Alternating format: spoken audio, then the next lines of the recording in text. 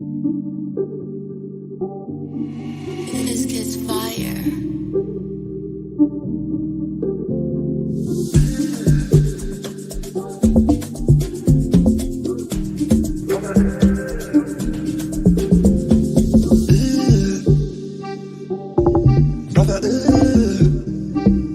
What's that? What's that, brother? What's that? What's that, brother? Brother,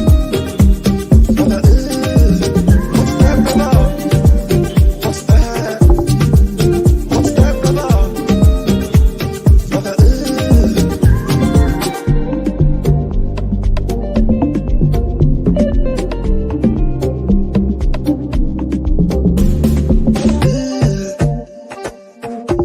Brother, what's that? What's that, brother? What's that? What's that, brother? Brother, what's that, brother? What's that? What's that, brother? Brother,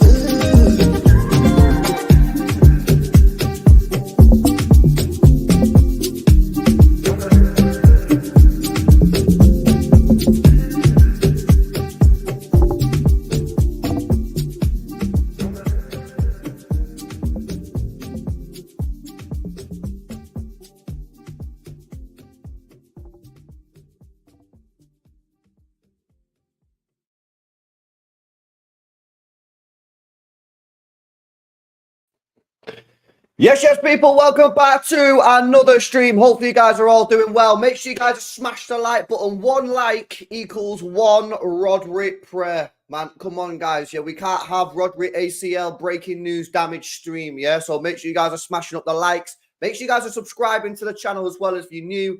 And subscribe to Nobbins. The link to his channel is in the title of the video. Click it, subscribe. Come back to the stream and check it out. Nobbins is going to have a sick tactical breakdown video out as soon as he gets it completed. Is that correct? Yeah, probably tomorrow because I'm quite busy today. But yes, definitely. There will be a heavy focus on the influence of Jack Grealish.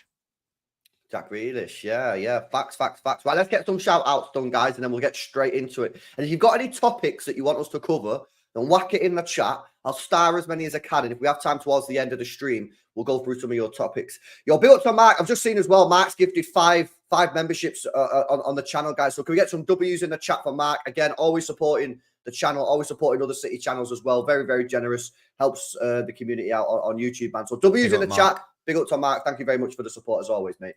Big up to Daddy's Daddy. Big up to George Labty. Nathan's in the building. Big up to, who else we got in here? Witherspoon, D's Nuts. Big up to Cody. Ashaz is in the building. Big up to Ildunican. Nesto, the big Arsenal fan. Big up to you, bro. Big up to Nariman. Finish your story. Samir, Jay Blee, Dylan, Alfie, Nax is here. Chris, D3 Ahmad. Big up to Karl. Sav's here as well. Ivana, Signs, Nathan. Good to see you guys. Make sure you are smashing up the likes. And big up to Mark again for the 5 gifted. 2-2 draw, bro. How did you feel at the end? Because it's quite interesting. Because when we were doing the player ratings and after the watch along, I was speaking to the chat and I was like, did you guys feel like it was like, how did you feel after the game? Because I didn't really know how to feel, because I didn't really want to celebrate the 2-2 too much, because I felt it was 2 points dropped. I feel like the win was there for us. But at the same time, we scored a 98th minute equaliser. So I don't know how really to feel. How did you feel after the game?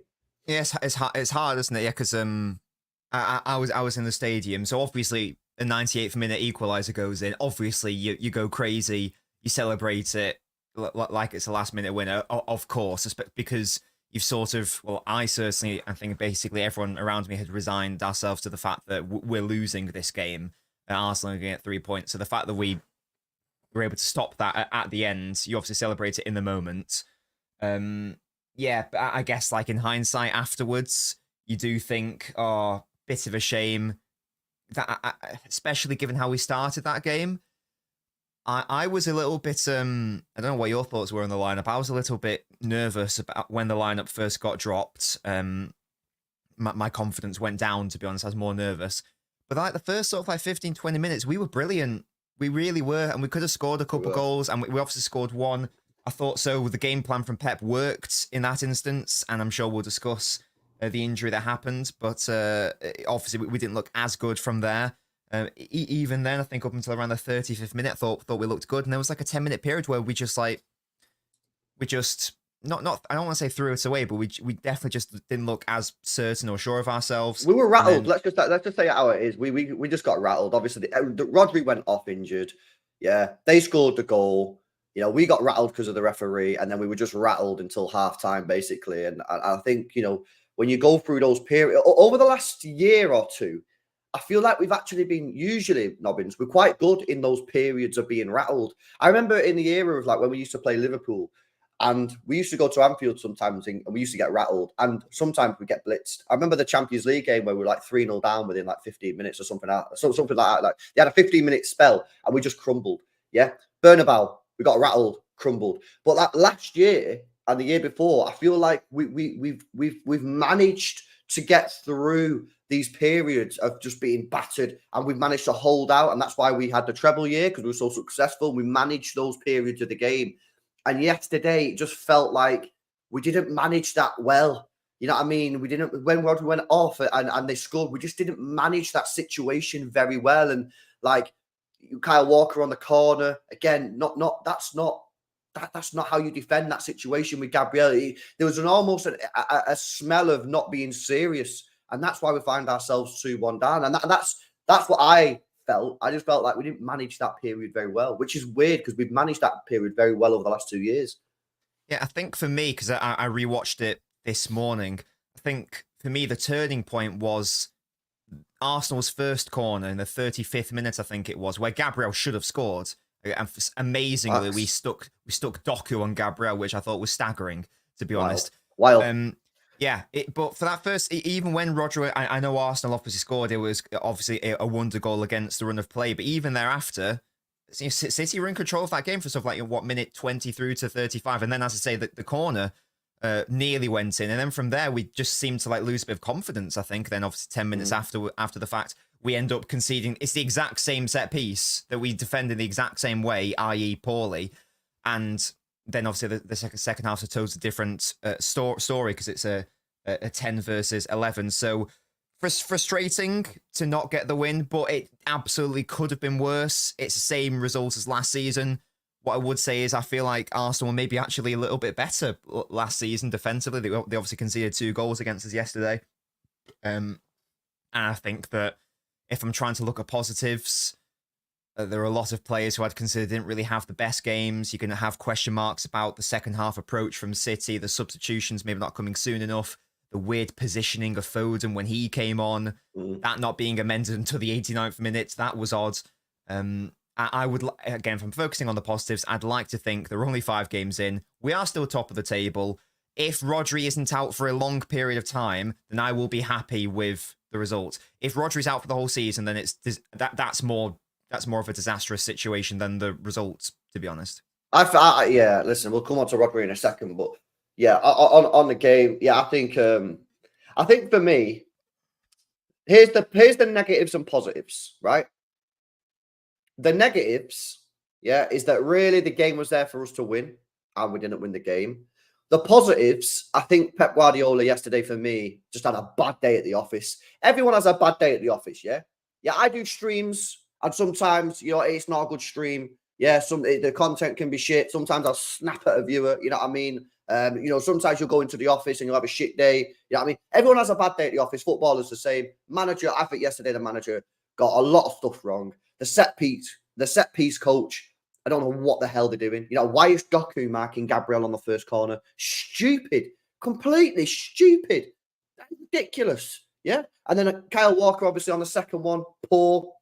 So I just think, listen, I think we got a lot of stuff wrong yesterday. I think the substitutions were either 1, too slow, 2, wrong, and then the positioning of the players once they'd done it was also wrong. So when you factor all that negativity into it and say, this was wrong, this was wrong, this was wrong, this was wrong, this was wrong, the fact that we got a 2-2 draw against the second best team in the country, I think actually I'll take the point, you know what I mean? Because like that's where we're at. Had Pep picked the team and the team played well, had he got his subs right, had we not defended set pieces like an idiot, had we not crumbled in that period of pressure, then maybe obviously I'll be a little bit more frustrated with the point. But overall, I'm not celebrating the draw because ultimately I do think it's 2 points dropped. I think Arsenal were there for the taking. I agree with Nobbins. I think they were better last year, Arsenal, to be honest with you. I don't think that this was some sort of miraculous defensive performance. I just think we was trash in the second half at breaking them down, if I'm being honest with you. I heard Mika Richards on Sky Sports after the game saying Gabriel and Saliba were immense in the second half. They didn't have to do anything. I don't know what he was waffling about. They just stood there after time because we They also didn't break them conceded a down. goal, in fairness. They also conceded a goal. So, yeah, I think, to be honest with you, I'll take the point, yeah, because ultimately we were seconds away from losing. And I just think there was a lot of stuff that we did wrong yesterday. But if you spin that, you can spin it into a positive and say, well, actually, if we got all that stuff wrong, if Pep got all these changes wrong, if the players got all these mistakes wrong, and we still come out with a point against the second best team in the country, I think for me, I take that as a little bit of a W. So, yeah, that's where I'm at with it. Let's have a look at some of your comments on this one. Big up to LB. Says Rodri's season is done. Hopefully We not. don't know bro. yet. Hopefully not. Big up to Lauren as well. Says hope Rodri's okay, but honestly, if he's out for a lengthy time, I think we move for someone in January. Guess depends on how the team. I think we need to. I think we need to move for someone in January. If he's out for the season, let's come on to Rodri then, guys. First of all, yeah, it ain't confirmed that he's out for the season. Foot mob out here trying to say it's done. What, who are foot mob? How do they know it's done? Is it looking bad? Yes, it's looking bad. Is it looking likely that Rodri's going to be out for the season? It's probable. It's probable that he's going to be out for the season. Here's my thing. January 1st, I think we need to sign a player. I think we need to sign a player. I think we're too light. People say, nah, Kovacic is good. Nah, you're missing the point. I'm not saying Kovacic isn't good.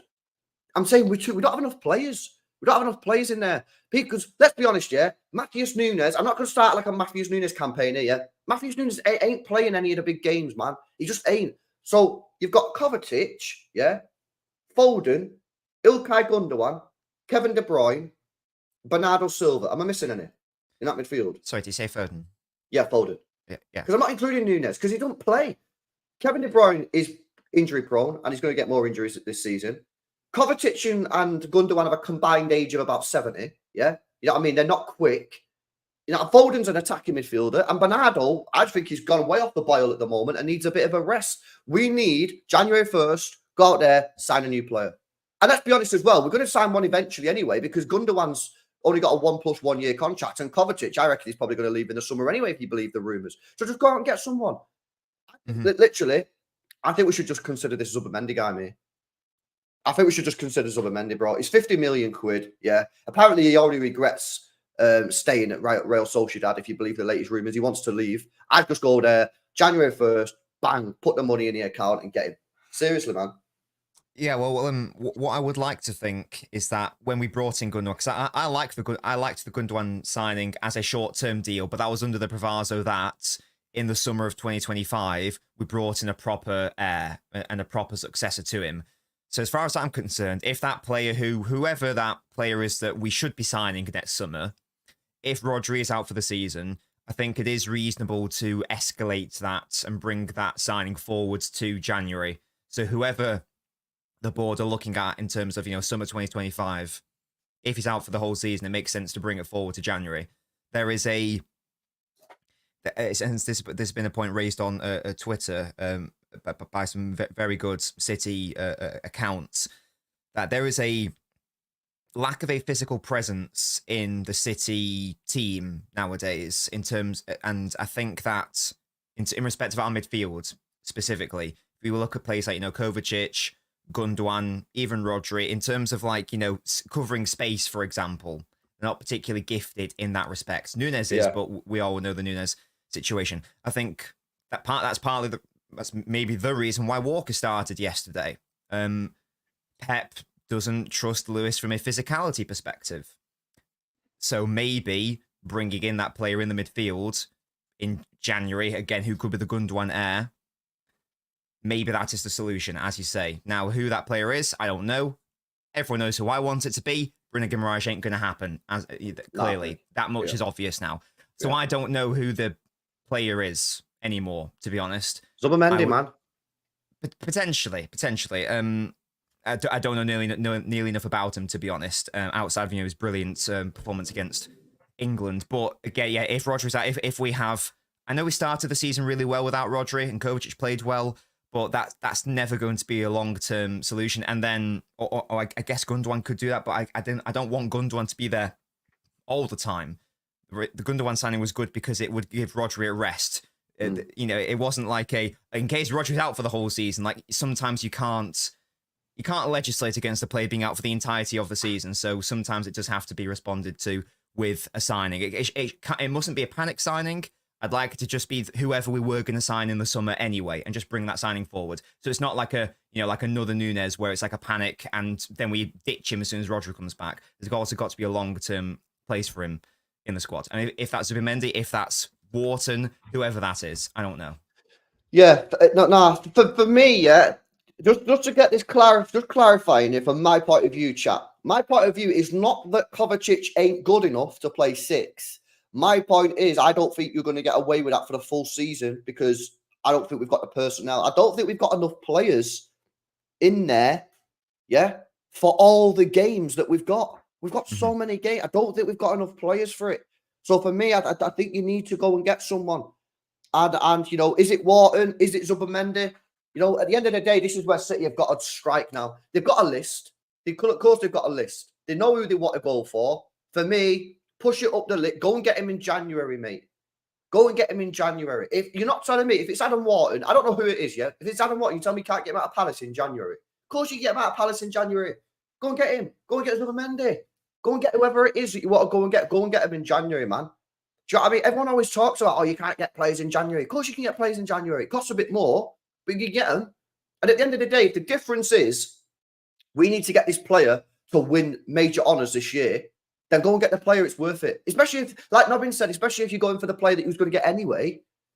For me, it makes no sense not to do this. You know what I mean? If Rodri's out for the season, you've got to go and pull the trigger and get this player in. Regardless of if you've got to pay an extra 10 million, extra 15 million, you'll do what the question you've got to ask is, yeah. So say you want to get Adam Wharton. Let's just use Adam Wharton for the example, because he's the name that all these people want to buy, yeah. Say Palace said, we've had discussions with him this summer and said, right, we're going to come back next summer, 60 million, right? That's what Palace are saying, 60 million in the summer, this summer coming up, yeah. And then we go to him now and say, listen, we're thinking about coming for January. Say, well, it's January. It's going to be 60. It's going to be 70. So you've got to then ask yourself the question: is paying that extra 10 mil going to help us win stuff this season? If the answer is no, well, don't do it then.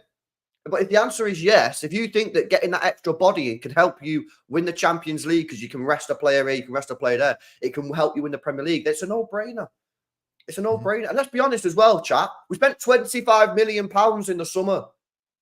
It's £25 million. So I'm not even hearing any of this argument about money. Yeah, we spent 25 mil. We have the money available. What's the point in all the season ticket holders paying more money for tickets? What's the point if all the people buying all the merch are paying more money? What's the point if everyone's buying all this stuff? Yeah, everyone's buying all this merch. Everyone's paying extra to Manchester City because they're putting the prices up of absolutely everything. And then fans go, oh, no, we can't pay an extra 10 million for a player LB in January. Well, what's the point? What's the point in everyone paying this extra cash? Do you get me? So, like, for me, I just think in this situation, if the question is, can this player help us win? If the answer to that is yes, then go and do it. I think the sticking point will be basically how do we, again, let's assume for argument's sake, Rodri doesn't play from now until, the absolute earliest 2025. The question will be, how do City perform from now until the window opens? So if, for example, Pep finds a solution and he goes for a more, conservative midfield, maybe a combination of Kovacic and Gundogan, or Nunes and Gundogan, or Bernardo and Nunes, some sort of combination there, and to try to replicate what Rodri brought to the table. And if that works, then maybe, we win lots of games. Then maybe it'll be, well, clearly we can cope the remainder of the season or until he comes back. Alternatively, if from like this point to the end of the season, we go on a tailspin of chaos and losses, like if we get battered against like Newcastle, for example, and I'm sure we play Liverpool and probably Spurs this calendar year as well. Like if those games go terribly, then maybe that's when City and Pep are forced into that situation. So I think it'll be more of a wait and see approach in terms of how the team responds in the absence of Rodri. Because again, we actually start the season really well. It's just a question of, is that sustainable? And that's a pretty good sample size, to be fair, from now until the end of the calendar year. So we'll just have to wait and see, I think. Yeah, I completely agree. We can't do anything now about it anyway, right? The transfer window's short. There's nothing we can do, right? So let's assess what happens now to December, yeah? But the only problem with that, Robbins, is that you're right. You can assess it and see if it's working. But what you can't assess is those big games in March, April, May, where you're playing end-of-season Premier League matches. You're playing Champions League quarterfinals, semi-final games, because that takes more out of you mentally as well. It's not just the fact that you're on the pitch running around. So, yeah, I still think that if he's out for the season, I think we've got to go for someone. Because for me, whilst I think Kovacic is capable of doing it, I don't. That's not the issue for me. It's more, I think we need an extra player. We need an extra body in there. You know what I mean? Because effectively, we brought in Gundogan, right? But if you've lost Rodri, that ain't good, innit? You know what I mean? So yeah, I think we need someone else. The question is who. You know what I mean? Like, who do you go for? Listen, guys, make sure you are smashing up the like button. Come on, man. Over 550 people locked in on this one. Make sure you get those likes up for us. Make sure you guys are subscribed to the channel as well. Make sure you guys are subscribed to Nobbins' channel. Link in the title. He's got a tactical breakdown coming out in the next 24, 48 hours. So keep your eye out for that one. LB says, high-profile YouTubers and news people laughing at Rodri is disgusting. It's truly sad, and you should react to that new Goldbridge video. I've not seen the Goldbridge video, so I can take a look at it. Yeah, listen, anyone celebrating injuries, man, is a weirdo. You know what I mean? It's I think that there's a distinction between. So let's say, I don't know, City going into a Champions League final against Real Madrid, and on the eve of the tournament, Mbappe is injured. Now, as a City fan, I can be happy that he's going to be missing the game. I'm happy at the consequence of the fact he's missing the game. But there's a big difference between that inner feeling and then outwardly like celebrating and cheering and relishing in the fact that another human being has suffered quite a debilitating, potentially injury. I think that's pretty poor form, personally. It's very odd behaviour, in my opinion. Yeah, nah, absolutely. Built to Mar as well says, if Rodri is injured, we won't win anything regardless. If he is, then I want at least 3 of their players to be taken off in the stretcher in the return fixture. No. And man's to be fair, I imagine that, the amount of players that went down in that second half, in fairness, I imagine that we won't be seeing them for a long time, because they were clearly very serious injuries, in fairness, in that second half. Clearly. The amount of times they went down, they must have been. Yeah, built to Julia as well. Appreciate that, Julia. Thank you very much. Julia. Yo. Right, why is everyone spamming? Why are people spamming the thingy in the chat? I think that there's been a source that Rodri isn't that badly injured, but I don't know how legitimate it is. LB, watch your chat feed. I was doing the super chats, bro. What do you want me to read? I can't have the super chats up on the screen at the same time as the live chat. What are you saying? There's an account by El Aguero or something. The name doesn't sound very credible. Rodri is fine. Tweet from Rodri. What? Rodri not injured. Hey, yo, chat, don't play games, man. I told you that there's a source. There's a source which may or may not be legitimate. Don't get ahead of yourself. Where is this news? I'm sure some of the chats said the account's called @El-Aguero. Now, again, that doesn't seem very credible to me. I've never heard of it. But, hey. El-Aguero. Who is this? I don't know. Is it Initial test of siren? Yeah, it's the purge siren. Who is this? Is it Aguero's burner? El-Aguero. You could be my hero, sir. You could be my hero. Monday to Friday, 11:30 p.m. Guys, don't forget to tune in. Don't forget to smash that link tree. So what's he said then? It'll all be in Spanish. Como there estás? it is. What? We got to translate. Translate that shit. Manchester City first test last night ruled out a serious injury for Rodri. Club doctors are waiting for today's results to be able to give a recovery date. The Spanish footballer is more optimistic than yesterday. Is this guy like, bro? Is he connected to the doctor somehow then? Is that the thing? Is this guy legit though, chat? Because I'm not getting gassed up if he's not legit. He's followed by some pretty reasonable people, in fairness. Who? How you find that out? If you scroll up, followed by City Report, Terry, 4 others you follow, Fabrizio. Oh yeah, shit. Lou Martin. There you go, big up Lou Martin. Nabil tweet. Let me check Nabil tweet. Right, so don't get ahead of ourselves, lads. Excellent sauce in Spain. Right, okay, big up Nabil. Now get ahead of ourselves. Oh, Seriously? bro, I just can't be asked getting like excited about this and then to just drop the bomb that he's got an ACL, man. Exactly. I'm not going to get ahead of any until like the club come out and say this is the situation. I'm not interested. I'm gonna wait. Exactly. I'm gonna wait to hear what the club say. Absolutely. Because I guess this is positive, but also like sure. It just might not be true, innit? Yeah. Or it might be like because it says initial tests. Like what if the second test go? Oh, actually no, your leg needs to come off because of gangrene. Like it's not. Nobbins, shut up, man. What are you saying this for? Gangrene. Chill. You know what I mean though. Like I appreciate that it's fun to get excited, but let's reel it in for a bit and let's wait until official things are said. Someone said Rodri tweeted. Is this fake news? It sounds like fake news, I reckon. You don't even have Twitter. What are you talking about? Rodri tweeted. You don't even have Twitter, bro. Or tattoos and all that stuff. What is going on here? Nah, that's crazy. Stefan tweet. Bro, this stream is just me on Twitter, just like checking what people are saying. Yeah, that's the same. We've already seen that one, innit? Yeah, that doesn't mean anything. That yeah, one, man. Exactly. Like Timber, he walked off the pitch and was and that sort of thing as well. I think like Van Dijk walked off when Pickford did him as well. So I don't think it's I don't think it really matters. Again, we'll have to wait to see what happens officially. Yeah, nah, true. Yeah, no, it's crazy. Nah, we'll have to wait and see. I agree. I think we just have to wait and see. I mean, like I say, it doesn't look good, but I ain't a doctor, man. Like, it doesn't look good, but at the end of the day, like, you can just sometimes just twist your knee a little bit. We just got to hope and pray that he's all right, man. But yeah, I guess we'll find out in the next couple of days. We'll find out in the next couple of days because it'll probably be having a scan today. Because people was telling me yesterday, because I said, why can't they just scan? You know what I didn't understand, bro, yeah?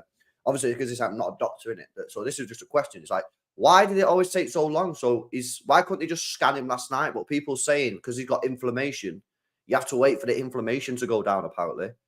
Ah. Because I said, like, why can't he just get scanned after the game? Like, you've got all that, you've got state-of-the-art facility at the academy. Just get someone to scan his knee and see what's going on. But people are saying, nah, you can't do that. You got to wait for the swelling to go down. I guess that's the thing. I know literally nothing about that, to be honest. Nah, same here. I asked a question last night and someone said that's the reason why. Like, you've got to wait and see. Fairs. But yeah, that's a bit of a madness. Coming back to the game, then, yeah. Sure. What did you find more interesting about yesterday? The starting 11 or the subs, bro? Because I can't lie, yeah, I was quite surprised that Walker started and that Foden didn't start. But then some of the subs for me was a bit strange as well. Like, I don't know why he took Savio off. Savio, for me, was our best player yesterday. He left Bernardo Silva out on that right-hand side, who didn't do anything of the whole game. He also put Foden on and then put him in the box where he couldn't get on the ball because it was too crowded. Eventually, he did change that in the 92nd minute when he pulled Foden out, which straight away you saw the improvement because Foden actually started trying to play some through balls. Like, it was a weird one yesterday, wasn't it, with some of the decisions? Yeah. Now, I was... concerned or maybe perplexed at the starting 11, but it worked because, as we've discussed, especially in that first 15, 20 minutes or even up to 35, City, it worked and City scored and City created like at least 3 decent chances to score. Could have been a couple goals up to 0.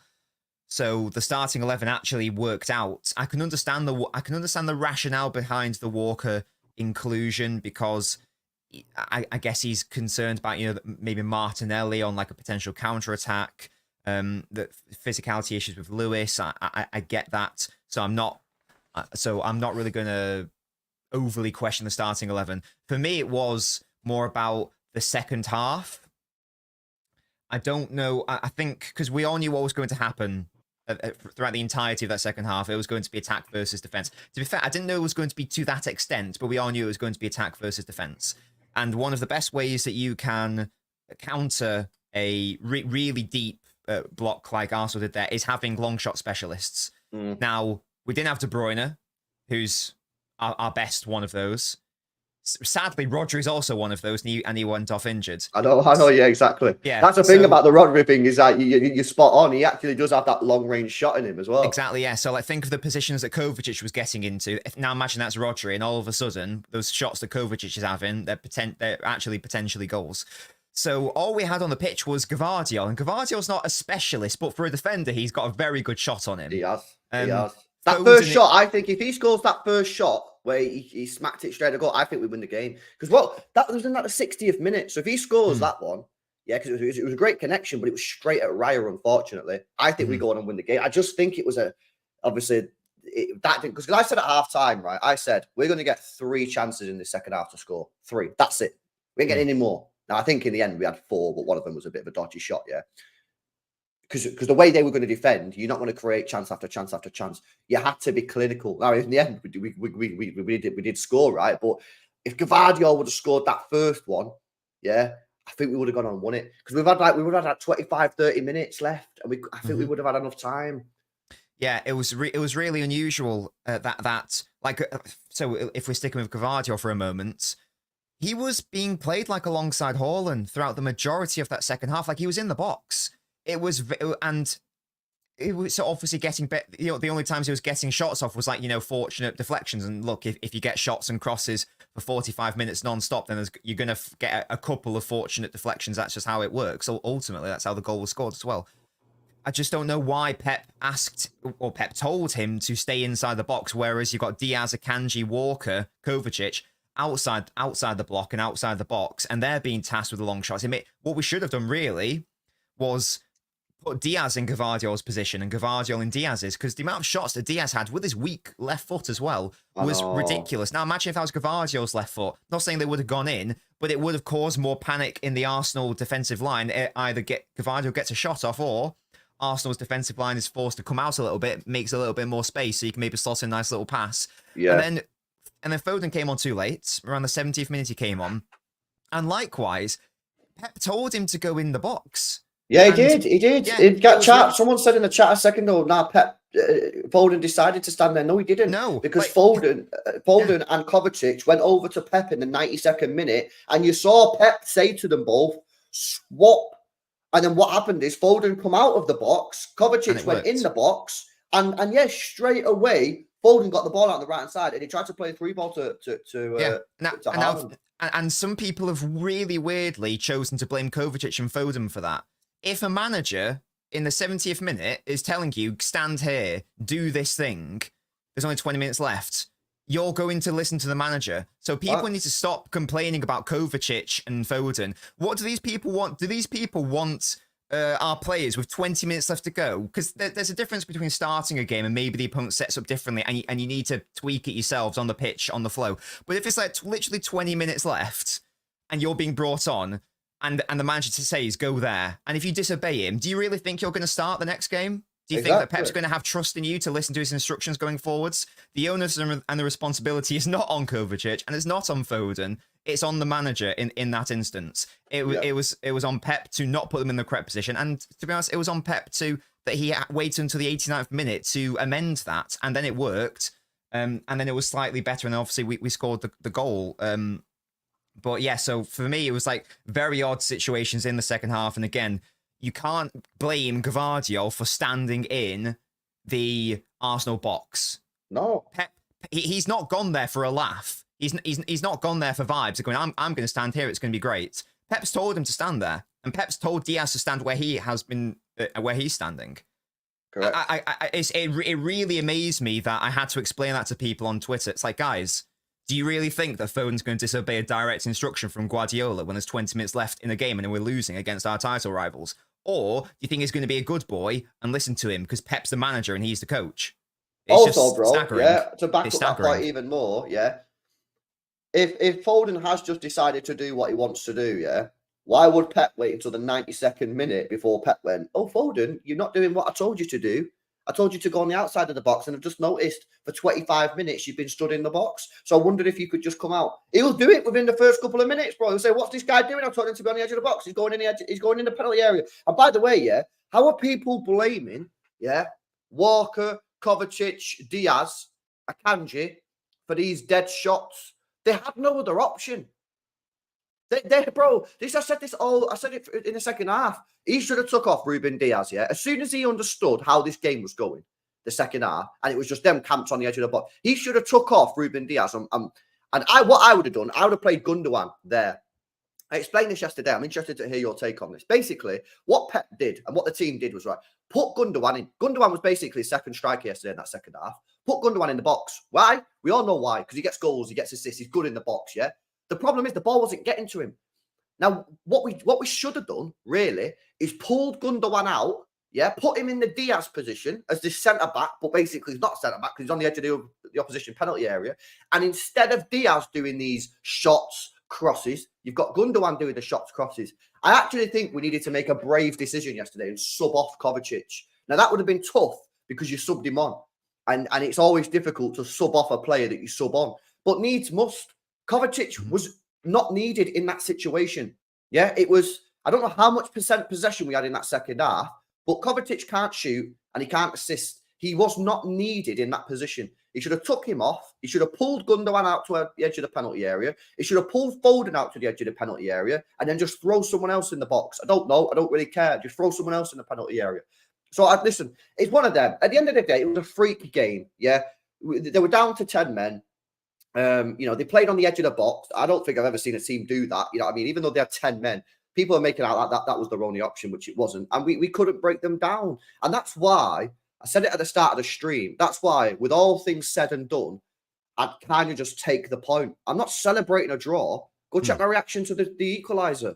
I stand up, I celebrate, and then I sit back down. I'm like, yeah, I'll take it. And obviously, a 98th minute equaliser is great. And I was buzzing, but I'm not sat there happy. I'll just take it and move on. Do you know what I mean? Like, at the end of the day, that's the way it is. The main thing now for me, yeah, is I know Stephen McInerney does these videos. The 5 things that we've learned. 1, Rico Lewis is my number 1 right back. Yeah. The 2 games we've not played well. Kyle Walker's both played at right back. We need Rico Lewis back in at right back. He helps us progress up the pitch. He gives us an extra body in midfield. Get him in there. Foden, yeah, he's had enough time off now. Start him in midfield. Yeah, I'll get Kevin De Bruyne back in there. We need someone in there. Yeah, and for me as well, Grealish. I know you've got to go in a sec. Yeah, so we're not going to be able to. I might stay live actually, but Grealish, I thought I would have started Doku. And the reason I would have started Doku is because I thought Ben White was going to play right back and he was trash against Atalanta. So I said, put Doku on Ben White and just tell him to take him on. Unfortunately, Doku didn't work. That doesn't mean Doku's shit. It just means Doku didn't work in the game against Arsenal. Big credit to Jack Grealish. Yeah, because I can't lie. I'm a bit frustrated with Grealish recently. A bit frustrated with it. Another injury. Yeah, not really doing too much. He come on yesterday, right? And he was brilliant. He did more than Doku did. And he was only on the pitch for 12 minutes. Got us the equaliser as well. Here's what I'm doing to Jack Grealish, yeah? This is what I'm doing to Jack Grealish. I'm telling him, you're not playing against Watford, yeah? You're not playing against Watford tomorrow, which is mad. We've got a game tomorrow. You got all week. You're going to be starting the game against Newcastle. Yes. Tough place to play football. And I want you to prove all the doubters wrong at St. James's Park. Yeah, when we come away from that game on Saturday morning, because obviously it's early kickoff, yeah, I want you to be proving all these doubters wrong. Set him a challenge. Say, Jack, man, you got loads of City fans out here who don't believe in you. They've lost trust in you. They've lost faith in you. They don't know what you do. They think you don't do nothing. Yeah, how about the whole week off? Yeah, you've just done really, really well. Given the credit he deserves for what he done against Arsenal. This is his moment. Just a quick word on Grealish, bro, before you go. Yeah, I'm so happy that Grealish has been proving his doubters wrong so far this season. I think he's been great. I thought he was wonderful against West Ham, for example. I know it's international duty, but for England, he was really good also. And today he came on, and I didn't think it was the sort of game for him, to be honest, because normally he struggles against low blocks. But as I will discuss in my analysis video, Jack Grealish has this thing called gravity, where he sucks players towards him. And if he's able to do that, then that helps create space for other players. And that's exactly how the goal was ultimately scored. Grealish gets the ball. He actually I think he forces 3 Arsenal players close to him. And there is so much space for Kovacic and Foden on the edge of the box or just inside the box. And that's obviously how the goal is scored. Yeah, it had to be a big season for Grealish. And I'm so happy that so far he's proving me right in terms of I never really lost faith in him. I did say this was a make or break season for him. But so far, it's been fantastic. And I'm really happy with Jack. I'm not disappointed with Doku. I felt like he would have had a better game yesterday. Didn't happen for him. To be fair, I think that Timber played quite well, in fairness. Maybe at this stage, Grealish should still be our quote, number 1 left winger option. Maybe Doku more of an impact player off the bench, especially in these bigger games. Maybe like if we need Doku, we can bring him on. Maybe that's how we should be approaching that sort of left wing situation. You are muted for me. I'm muted. I think Grealish on Saturdays is what it's going to be, and I hope he has a good game. If he does, it might put a bit more trust in him. And the thing is about Grealish, yeah, because I know you got to go. The thing is about Grealish, he started this pre-season really, really well. Him, Haaland, and Oscar Bob was mega, and then he gets the injury, and then Doku comes back in and does quite well, and then he stop start. So he's got to stay fit now. He's got to play well, which he did against Arsenal yesterday. But he's got to stay fit. Because if he doesn't get a run in the team consistently, he's never going to play to his best ability anyway. Anyway, listen, I know you got to go. He's on Judge Mo. Nobbins got a video coming out next 48 hours. Tactical breakdown of the City Arsenal game. What City did well, what City didn't quite do well. It's honestly, it's super, super interesting to watch. So make sure you check it out. The link is in the title. But yeah, big up for coming on, man. Of course. And sorry I couldn't stay longer. Next time. No worries, bro. No worries, bro. Peace out, man. See you later. Right, let me come to some of these super chats, people, yeah? I'm going to stay live. I've got a lot more to talk about, man. Yeah. I'm going to speak about Erling Haaland as well, because he's rattled the Arsenal fans big time. Big up to Off Meta says, I think I dislike Arsenal fans more than Man United fans. The Arsenal fans, for me, yeah, they're an interesting bunch. I do find Arsenal a very fascinating football club. For me, I just don't understand why they're all blaming the referee. Like, why are you all blaming the referee for? Like, what's the referee got to do with it? Did he kick the ball away? No. Did he foul the guy, Trossard? Yeah. What is Trossard doing? Trossard has let the football club down. Yeah, but very few Arsenal fans hold him to account. Arteta doesn't hold him to account. Arteta giving him a hug as he walks off from his red card. Bro, what's he doing? He should be calling it. What, you just let the team down? That's what I would have done. And Trossard, if I was Arteta, yeah, and Trossard's walking towards me as he's got a sending off, I'd look at him, I'd give him the death stare, and I said, you just let the whole fucking football club down, mate, yeah? That's what you've just done, yeah? Week's wages, fined, see you later, yeah? But no, I'll give him a hug. Oh, don't worry, Leandro. Like, bro, like, you know what's mad about Arsenal, yeah? Is Brighton 1-1. Let's be honest, if Declan Rice don't get sent off there, yeah, they win the game. Yeah, Declan Rice lets the team down. No one blames Declan Rice. Everyone's just like, the referee. Yesterday, Leandro Trossard, 2-1 up at the Etihad, lets the team down. They drop points, 2-2. Arsenal could have potentially won both games, but they've been let down by the personnel. And very few Arsenal fans call it out. It's crazy, man. Honestly, it's absolutely insane. Darcy says, wouldn't worry too much about Rodri. Also, Haaland at the end of the game, standing on business. What a guy, love him. You know what's mad, yeah? I said this yesterday. I don't know if I said this on my channel or I went on the Gunners channel last night, right? You know, with Haaland, right? Haaland's obviously smashed it. Haaland smashed it since he joined City. Like, unbelievable. Exceeded all expectations, right? But over the last sort of 18 months, there's been a couple of occasions where he's been bullied. And the centre-backs have taken control of the situation. I think back to the Rudiger. Do you remember when Rudiger just bullied him the whole game? I think to Saliba and Gabriel last year at the Emirates didn't really get a sniff. They just sort of pocketed him, right? And I just think to myself, yesterday, he set the tone. Within the first minute of the game, Haaland ran into Saliba and took him out. Yeah? And he's letting the defender know, nah, you ain't dictating how this is going to go, this battle between us today in the 90 minutes. I'm dictating it. The amount of times Haaland just took out defenders, just took out running into them, leaving one in on them. Pause. That's what you've got to do. That's what you've got to do, man. And he didn't really do it. I'm not criticizing him because he's still sick, but like he didn't do that enough. I feel like in some of these big games, like over the last year or so, some of these defenders have just like bullied him and he's just sort of let them do it. Whereas yesterday, it was a clear change in strategy. It was a clear change in approach from Erling Haaland. And I'm not going to let you bully me. I'm not going to let you dictate the physical battle. I'm going to dictate how this goes, and I'm going to dictate it by taking you out, mate. It took Partey out towards the end of the game. That's what you got to do, man. That's what you got to do. Too many people these days want football to be nicey. Nah, man, you got to get back into it of taking players out.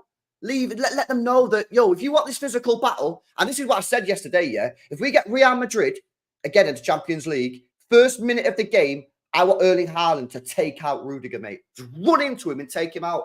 Not injure him. Take him out. Let Rudiger know that, bro, if you want a physical battle, yeah, we're both coming out hurt in this game. Yeah, because against Rudiger last time, against Saliba and Gabriel last year, it was too nicey. He just let them dictate. Not yesterday, man. I want to see more of that. I want to see more of that from Erling Haaland. Yesterday, 100%, you've seen a difference in the way that he approached the game. Stubbridge said we had the wrong people shooting from rage for far too long. Facts, 100%. And this is why I'm not getting on to Ruben Diaz. I've seen some City fans criticising Ruben Diaz, criticising Walker, criticising Akanji for shooting and crossing the ball. Well, what were they meant to do? What were they meant to do? They were the only players that were in space. Everybody else was marked or stood in the penalty area waiting for the cross.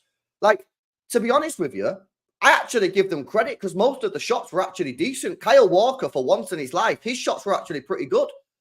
Do you know what I mean? So, like, I don't criticize them. For me, that was a problem with the setup. And it's difficult because it's an unusual setup. It is an unusual setup. Like, you don't often play a team that just sits back on the edge of the penalty area with 9 players, right? But obviously, we just didn't adapt quick enough. And that's why I think, personally, we should have pulled Gundogan out, yeah, to the edge of the box. We should have pulled Foden out to the edge of the box from half-time. We left it way too late. And we got lucky in the end that we got the equaliser. But, you know, I sit back now and I think, if we would have done that from half-time, could we have won the game? I think we probably could have won the game. But like I say, you can't really dwell on shit like that. Like, you've just got to... It was a weird football match. Very strange. I mean, my emotions were up. And that first 20 minutes, I was like, we're going to batter these 3-0. Then Rodri goes off injured. We concede an equaliser. Then we're on the ropes. Yeah, just before the red card, I was like, nah, end the stream, man. We're going to lose this. Then Trossard gets sent off. We're all buzzing again. And then we go through that 45 minutes. In fact, what was it, like 50-odd minutes of second half. And then we get the equaliser. A very strange game. And that's why, in the end, I'll just take the point. I'm not celebrating the point because I think the game was there to be won. But, you know, it's just sometimes you just have to take it and move on. As someone who's based out of the US, if we had a professional team flopping and faking injuries, we would be dragging them. Why is it different for Arsenal? Dark arts, you know what I mean? It's dark arts, bro. You know what I mean? And listen, on the whole faking injuries, I ain't going to get onto Arsenal too much there. You know what I mean? At the end of the day, they tried to do what they had to do to get the win. In the end, it didn't work. You know what I mean? Hold that.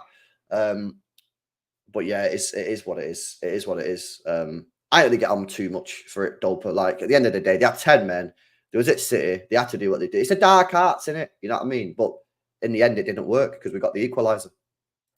Big up to off Meta says Pep sub off Grealish and Stones got us the goal. Well, bro, I said we should have put Stones on way earlier than we did. You know, at the end of the day, again, who would you rather have on the ball at the edge of the penalty area? Ruben Diaz or John Stones? Obviously, John Stones. So we should have put him on earlier. The Grealish thing, I wasn't really shouting for Grealish that much. I was asking for it, but I wasn't that arsed. And to be fair, I think Grealish did really, really well when he come on. Really, really well. But this is why, for me, now, I start him against Newcastle on Saturday morning. Technically afternoon, but we all call it Saturday morning anyway. And see how he gets on. It's a big game for Grealish. I think if Grealish plays well against Newcastle, I think a lot of people will start to be like, all right, okay, give him some like benefit of the doubt. You know what I mean? Because it's weird. The Grealish thing's so weird, man. Because he started pre-season was really good. He was really good in pre-season, and then he got the injury. And I just think people are just like tired. You know what I mean? They're tired of it. You know what I mean? He's never consistent in terms of injuries last year. He's got to play well. He had a great game yesterday in that 12, 13 minutes he was on the football pitch. He's got to keep it up. No point in dropping a stinker now against Newcastle. Yeah? So let's see what happens on Saturday. Saturday now is a huge game. I know we've got another match tomorrow night, by the way, which is insane. But I'm actually kind of looking forward to tomorrow night, you know. It's like seeing who plays, seeing like this completely changed 11. Carabao Cup ball. I'm kind of looking forward to it. Simeone ball was stigmatized, but now it's glorified, says Tinsay. Facts. Listen, there's no right way of playing football. Yeah, there's no right way of playing football. This is what I'm not a football snob, mate. Yeah, I'm not a football snob. I think it's bang out of order when people say, oh, you shouldn't play football this way. Football is a game. At the end of the day, the objective is to score more than your opponent. You do that by however you need to be done it, yeah? That's just a fact. I don't think City would have done what Arsenal did yesterday if we went down to 10 men. But that doesn't mean to say Arsenal were wrong. I mean, they were seconds away from winning the football match. If Arsenal win the football match, everyone's praising them and saying, geez, fair enough, risky strategy, but it paid off. Just one of them, man. Do you get me? Let's have a look at some of these comments coming out, man. People keep on saying it's all popping off. What's going on here? Yeah, Pep Guardiola just speaking yesterday after the game. What's going on with the Kevin De Bruyne thing, man? I feel like the Kevin De Bruyne thing's weird, you know. Like, he said it's not serious. He should be. He said he was like, he was going to be all right for this game, but now he's not going to be all right. So Pep Guardiola on Kevin De Bruyne's injury said some discomfort in the, I don't know, what's the name? No, not groin. You're not a doctor. Some problems here, points to the groin area. Forget about it. I don't know what's going on here. Yeah, I don't know what's going on here with this, but Foden's back now anyway, which is positive news, and he can start against Newcastle. Yeah, but I tell you this game against Newcastle at the weekend is huge. If we win that game, arguably it's more important than the Arsenal game now. It is. It's more because the thing is as well, they've got Leicester back. They've got Leicester, mate. They're beating Leicester. Yeah, who've Liverpool got? Wolves. Yeah, I mean, Wolves are trash this year, bottom of the league. So let's be honest, Arsenal and Liverpool are both going to win their matches this weekend. We got Newcastle away. Tough place to play football. I'm quietly confident about it, though, man. It's a difficult place to play, but I'm confident about this. I think the team's ready. I think, actually, we're playing pretty good this year. I know we didn't play particularly well against Brentford and yesterday, but I think yesterday was a bit of a weird game. You can't read too much into it. I'm quite impressed with how we've started this season. I'm impressed with the fitness of the players. Yeah. What's going to be interesting is tomorrow night. Obviously, we've got the game against Watford. Let's see how that one goes.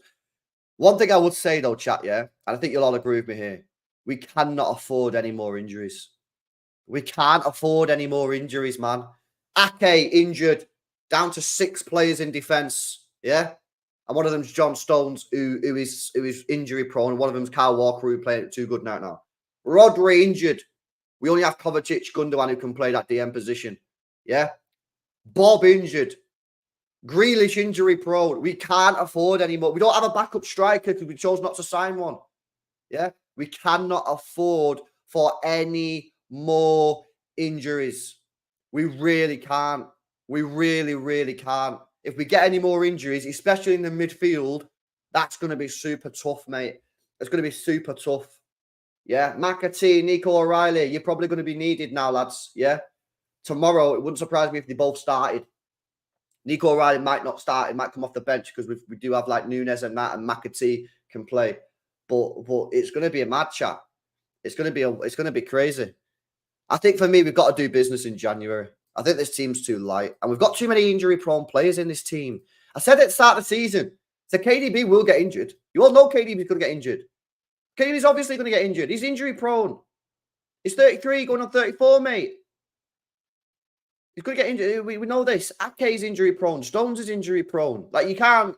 What can you do about the ACL if it is true with Rodri? What can you do about a broken leg to Bob? That you can't account for stuff like that, yeah? You can't. But the others you can. So for me, I think we need one more player in January. I think we need to get someone. We do. Simul says Defo need to get cover in Jan, but it's a long way off yet. Yeah, it is. I think we'll be fine. Listen, the thing is, right, you don't need to be. I said this. I'm going to keep the same energy. I'm going to keep the same energy now. Now that we're top of the league, I'm going to keep the same energy as what I said last season when Kevin De Bruyne got injured. Last season when Kevin De Bruyne got injured in match day 1, I said, be within 7 points of whoever's top of the table by January when Kevin De Bruyne comes back. I think we'll win the league. I'm going to keep the same energy now that we're top of the league anyway. Be within 7 points of whoever's top of the league by January 1st, and I think we'll win the league. Yeah, we spent 25 million euros. in the summer. If we need to spend money because our team's not performing or we have too many injuries in January, the money's there. Yeah. And people can't be saying, people can't be saying, oh, but LB, we can't overpay for players. No. If you need to overpay, you need to overpay in January. What's the point in all you season ticket holders paying all your money for the season tickets, yeah? What's the that goes up every year? What's the point in us all paying 75, 80 quid for a football top? What's the point of us all paying all this money for football if when our team needs to go into the transfer market and overpay by 10 million quid to get a player in because it's January, we all go, no, we can't overpay. Yeah? No, if we need to pay, we need to pay. If it's Adam Wharton, if it's Zubermendi, if it's this guy, if it's that guy, if the club comes to us and says, yeah, you can buy the player, but you have to pay an extra 10 million because it's January and it's January tax. The club needs to pay it. But of course, as Simo says, we are a long way off that. We are a long way off that. We don't know. Maybe we'll get to January and we could be cooking. We might be top of the league by 10 points. Who knows what's going to happen? Yeah, we might be off the league by 10 points. No one knows. It's all speculation right now.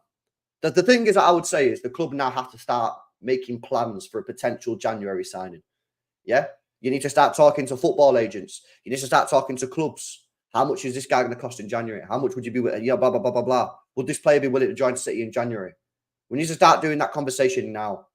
Well, that's providing that he does have an ACL injury. If he doesn't have an ACL injury, then we're chilling. But at the moment, listen, this is why I'm not really reading too many of these reports about his injury because some people are saying he's got an ACL injury. Some people are saying he's fine. Clearly, no one has a clue. Yeah, clearly no one has a clue. Whatever. This is the thing, guys. Denzel Washington, chat. Denzel, what did he say, chat? What did he say, Denzel Washington? Big Denzel? Yeah, I'll tell you what he said. He said this. I actually can't remember what he said. I'll tell you what he said, chat. Here we go, chat. The responsibility you all have. Misinformed. So what do you do? That's the great question. What is the long-term effect of too much information? One of the effects is the need to be first, not even to be true anymore. So what a responsibility you all. Factual information from Denzel Washington, mate, yeah? People just want to be first with the news. Yeah, I mean, I could tweet out now, yeah? Rodri ACL injury confirmed. Exclusive. I've been told by the football club, yeah? I could do that now, right? Because I think he's probably got an ACL based off of the thing doesn't look good, yeah? And then if it gets confirmed he's got an ACL, I'll be like, told you, my source was legit. How are you going to know if I made that up or not? That's what people are doing. They're hedging their bets. They're hedging their bets. Because if he doesn't have an ACL, all the people saying he doesn't have an ACL will be like, boom, everyone's going to believe that we're true now. We're a legit source. And if people are saying that he does have an ACL that gets confirmed, they'll be like, boom, everyone will think we're a legit source now. This is why I'm just like, I'm waiting. I'll read it and I'll show you guys on screen because ultimately, like, you guys were spamming it in the chat anyway. Yeah, I'll put it in there. But you telling me that people know. People don't have a clue, mate. People don't have a clue. You know what I mean? We're all here panicking about the Rodri injury. Why would City sit on the information? If City have done the scan this morning and found that he doesn't have an ACL injury, why are they waiting? Why are they watching us all panic? Why are they watching people on Twitter have a meltdown? Do you get me? Do you remember the Luis Diaz transfer? When City were linked with Luis Diaz in the summer for 70 million. 15 minutes. Yeah, I did a live stream, breaking news. Yeah, bare people in the stream. I think we had like over 700, 800 people in the stream. Everyone was talking about it on Twitter. 15 minutes later, City put out an announcement via the journalist saying this is fake news. So if Rodri's not got an ACL injury, why are they still sat on it? They don't know because they don't know what he's got yet because they've not found out. People are just guessing, man. In my opinion, people are just guessing anyway. But we'll see, innit? Maybe I'm wrong. Maybe these people do know the truth. But all I'd say is, well, why are one people saying this? Why are one people saying that? Frick knows, isn't it? Let's have a look what people are saying, man. Hey, sorry, man. I didn't see the super chat. My bad. It says the best long shooters on the pitch at that time were Gundo, Haaland, Foden, Gvardiol. They should have been ones taking the shots. Yeah, Mark. It's funny actually. Actually, Mark, did you come on the Twitter Spaces last night? I feel like I remember Matt seeing your name. Yeah, that's facts. I put out a tweet yesterday, and I was only kind of joking about it, but like the premise of it was true. Yeah, let me find it. Let me find my tweet from yesterday, man. Here you go, bro. This is facts. Check this out. This is what I tweeted yesterday during the game. Seriously, you should have just played Haaland and Foden in centre back this second half and let them shoot. Now, obviously, the logistics of that are currently unknown how you would have done that, right? But to be fair, like the actual thing is true. The actual thing is actually true there. Like for me, we should have been letting Foden and Haaland play centre back. Like again, the logistics of how you actually let that play out, I don't know. But no, you're right, bro. This is why, Mark. This is why I'm not having a go at Diaz and Walker for shooting. I actually thought the shots weren't that terrible. Like a couple of them didn't that were over, but the centre backs. People having a go at him for not putting in the top bins like Vinny Company did against Leicester. Like, come on, man. You're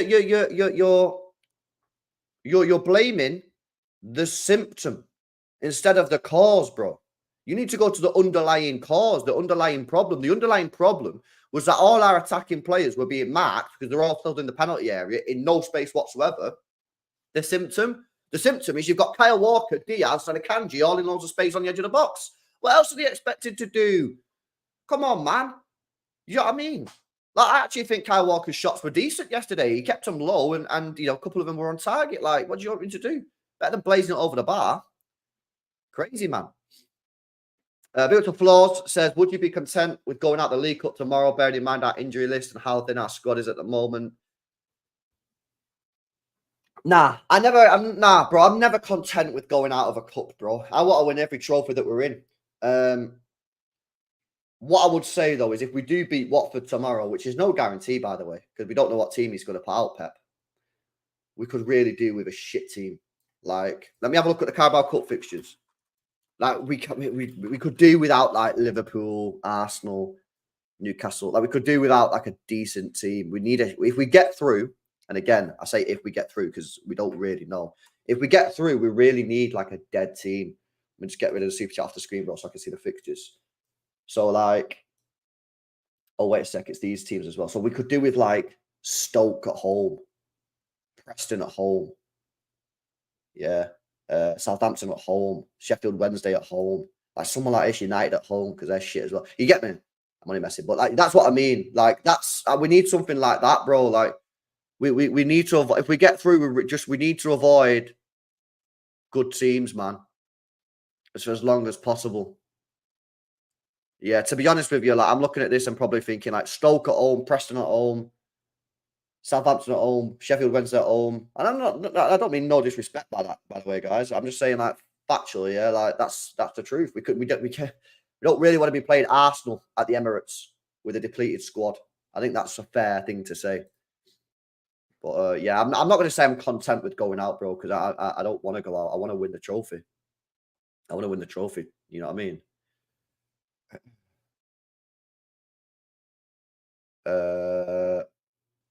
Let's see what you guys are saying. Chat spam LB played that Haaland clip with Arteta. I don't want to play it, bro, because if I get copyrighted in it, but I've seen it. Stay humble, eh? Stay humble. Yeah, Arteta looked like what? Arteta didn't know what was going on there. It's crazy. Big up. Nah, but Rampage, what are you talking about? Why are you coming here just chat shit all the time, Rampage, bro? What are you saying? LB was even laughing, saying Joshua fell like... No, he did fall like Odegaard. I wasn't laughing. He did fall like Odegaard. That's what happened, factually. Factually, that's what happened. Stop causing shit, you knob. Benno says, LB, have you mentioned fact AFTV celebrating Rodri injury? It's a beautiful thing to see, and saying we were embarrassing, celebrating a draw against 10 men. Bro, they're just the most rattled fan base on the planet. They're just rattled, bro. That is unreal. They're so rattled. It's crazy. Celebrating a Rodri injury. Yeah, that Julian prick. Yeah, what's he doing? Yeah, celebrating a Rodri injury. The thing is with that Julian, yeah, he always acts like this moral superior guy all the time. All the time I hear him, he's always talking about this moral superior complex that he's got going on. Yeah, the people like that, yeah, people like that, you got to keep your eye out for people like that, chat. Yeah, because I'm going to call these people out. Yeah, these people who go on like they're fucking perfect. These people are dodgy people, yeah? No one's perfect in this world. No one's perfect. And these people who pretend that they're perfect, the truth always comes out at some point. And the truth came out yesterday when he started celebrating a Rodri injury and hoping for an ACL. Yeah? Always be aware of people who pretend that they're perfect. Because people are not perfect. And people who go on and pretend like they are and take this moral superiority complex, man. These people are dangerous, man. Do you know what I mean? So fuck that guy. Yeah, celebrating an injury, man. Seriously. Dodgy geezers. dodgy geezers, 100%. Like, what is it? Are you that rattled that you have to celebrate a Rodri injury, mate? Like, what? You can sit there and say, listen, if he's got an ACL, that's really going to give us the benefit. No problem with that. But, mate, yeah, poor. Like, what are these people doing?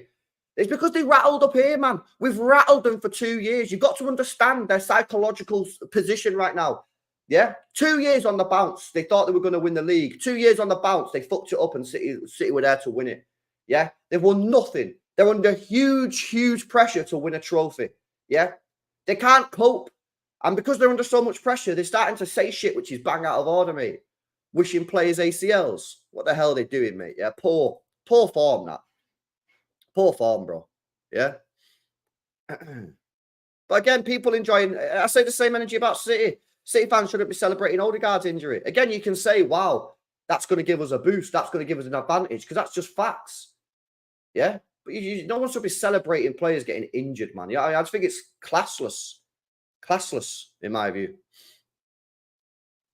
Our Rampage, man, I'm gonna time you out, bro, because you just cause shit all the time, lad. Like, I can't be arsed with you anymore. So yeah, see, this is the thing. Honestly, I've never seen Mighty City so confused and begging for a draw. Bro, are you dumb, Abdi? Bro, it was 2-1 in the 98th minute. Of course we're begging for a draw. We were losing 2-1 with seconds to go. What do you want us to do? Just be like, oh, no, sorry, lads, fuck it. Well, this is what I'm saying, man. They're trying to convince themselves. They're trying to convince themselves, right, that we've done some L situation. We've not, lads. You've not won at the Etihad since 2015. 2015. Yeah, you came there, you sat back for 45 minutes, and all your players dropped to the ground when Johnny Stones equalised because you're all crying. Yeah, psychological, huge blow.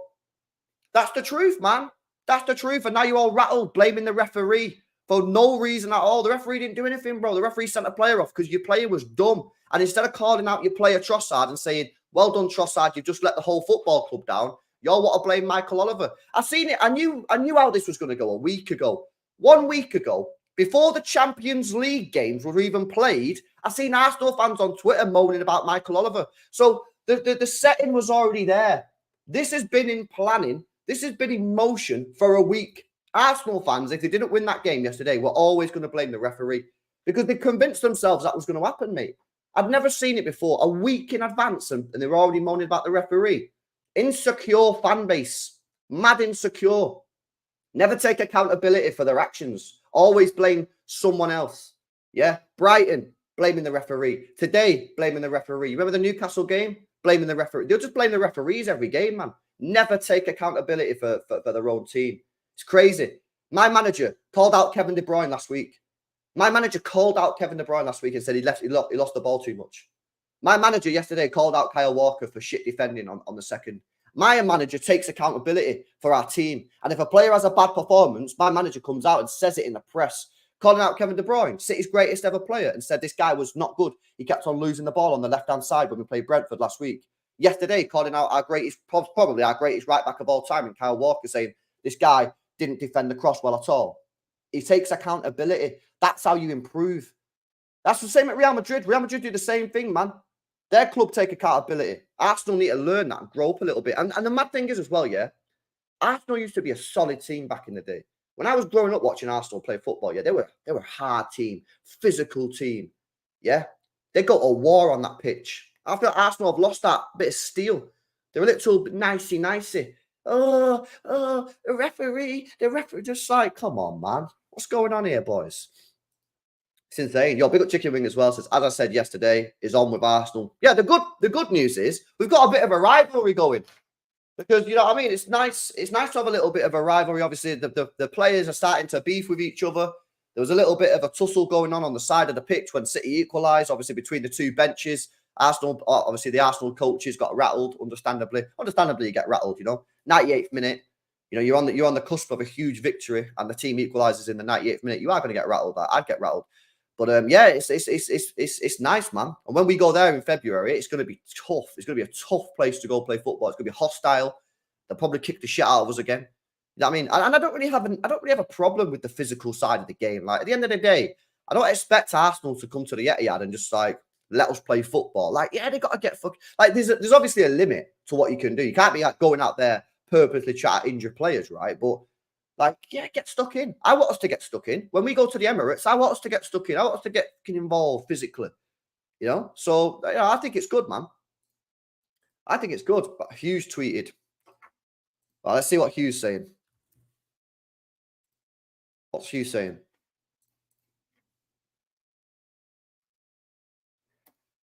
Rodri injury nowhere near as serious as first expected. There is a God, says HMTV. Well, we'll see, innit? We'll see, bro. Let's see if Fabrizio Romano comes through again or whether it's fake news. We'll wait and see.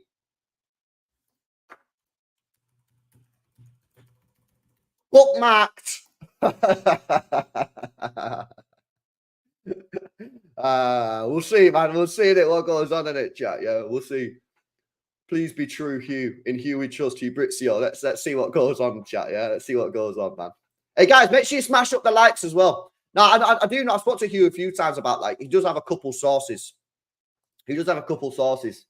So we'll see if he's right, innit? Let's check City Extra. What's City Extra put? What are they saying?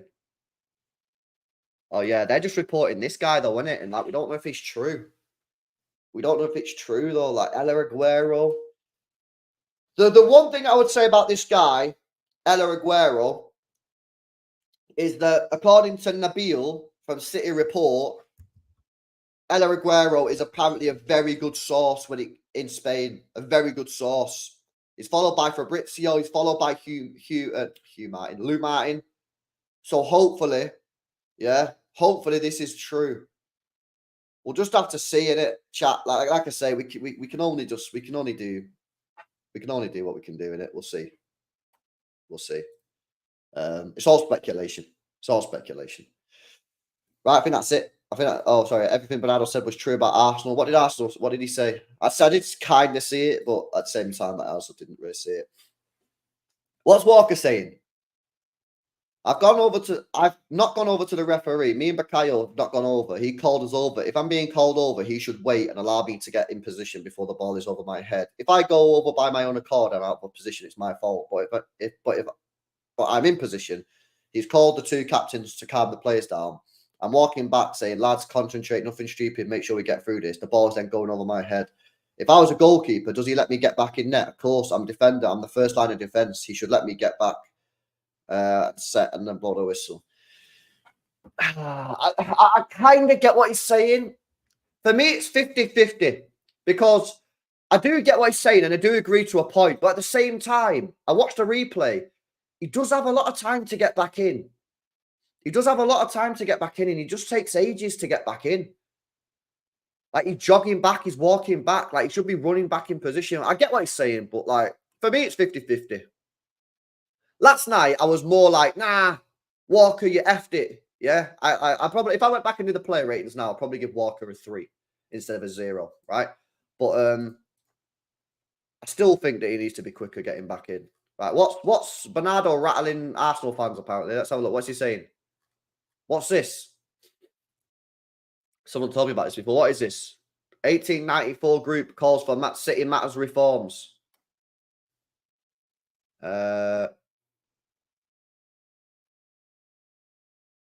What's this saying?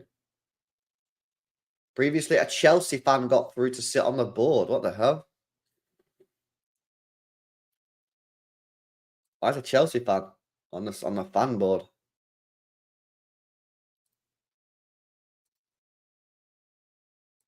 Wow. Jeez. I'll give that a full read later on. Right, where's this Bernardo Silva rattling thing, guys? I've seen it as well. Oh my God, bro. The Arsenal fan base yesterday was embarrassing that was saying he should get banned. Oh, he could have killed him. Bloody hell. I thought Sir Alex Ferguson was an Arsenal fan yesterday, man.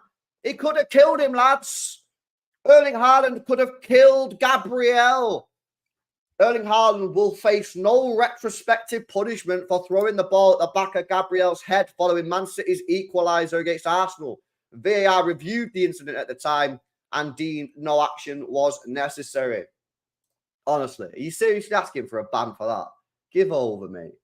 Give over. Oh, it's the pinned quote. Oh, it's the pinned comment.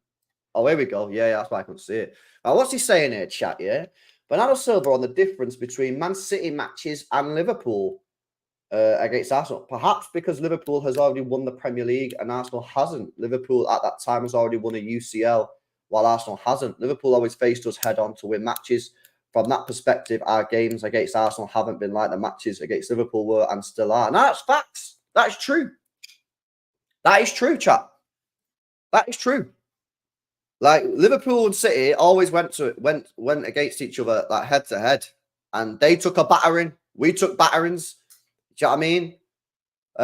But again, there's no right way of playing football. Yeah, we just try to rattle them. What did Akanji say? People saying Akanji said something. Let's have a look. That's what they're looking for.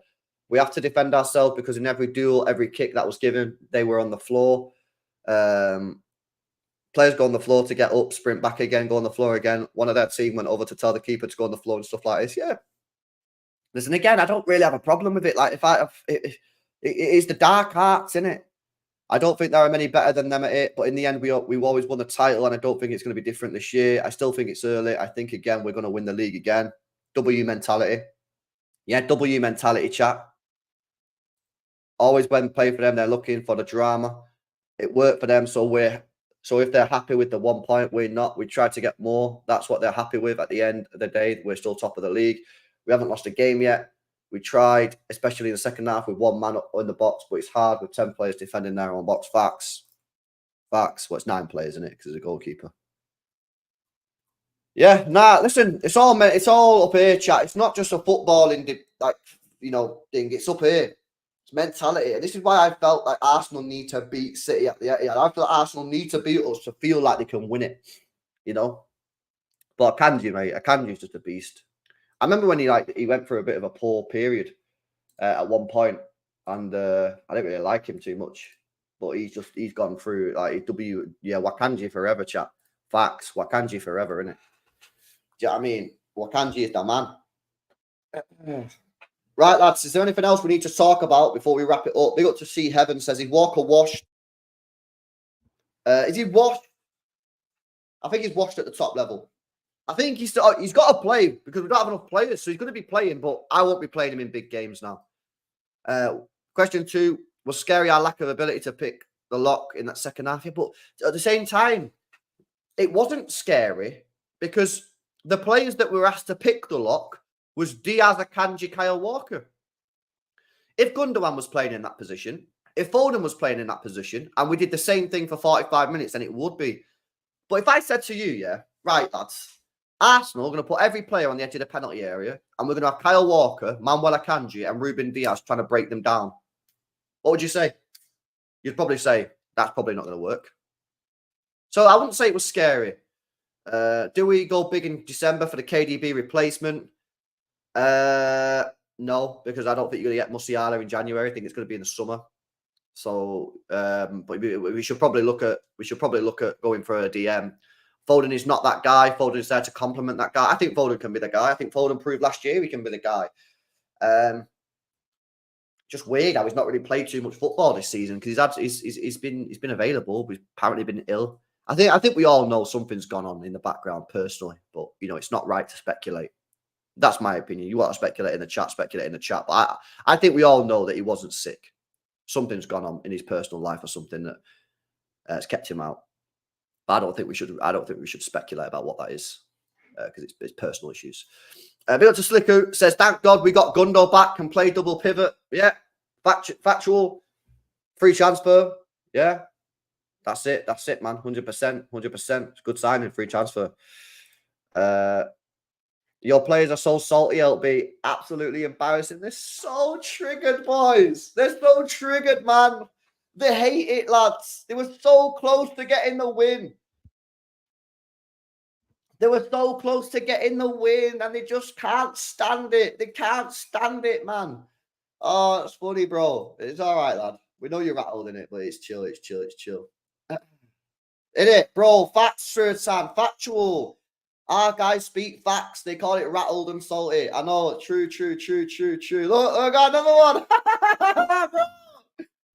Chat, what's going on, man? Newton's 115 charges, salty club. How much you pay Michael Oliver? so rattled. Oh, rattled. We're rattled. Oh, shit. We want more. We want more. We want more. We want more, man. Where are you all? Come on. More. Oh, no, they stopped. Oh, he's back again. More. Come on. We want more, man. We want more.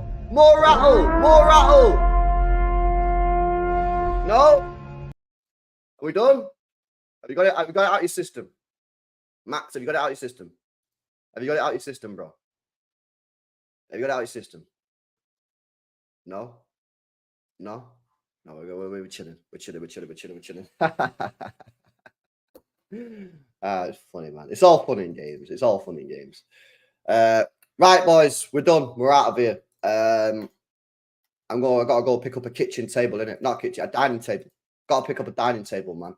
So yeah, I'm gonna get out of here. Big up to you guys, man. I'm gonna do that Goldbridge reaction video when I get back, innit? Because people saying people asking me to do a Goldbridge reaction video. So that'll either be up on this channel or the second channel. So make sure you follow more LB as well. Links in the description.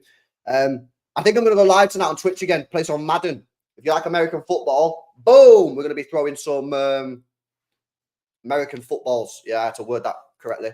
So yeah, make sure you're following up the Twitch. Link in description. Make sure you're following the second channel, more LB. And we will be back later on, man. Peace out. See you later.